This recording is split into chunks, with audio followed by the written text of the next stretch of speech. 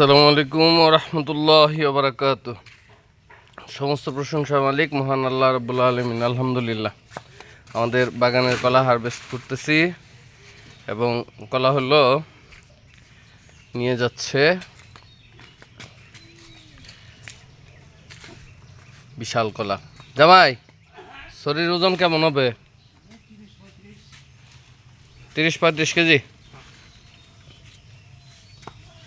আপনি তো অনেক জায়গার কলা আনেন, মোটামুটি আমার বাগানের কলা অন্য বাগানের কোয়ালিটির সাথে কম্পেয়ার করলে কেমন হবে?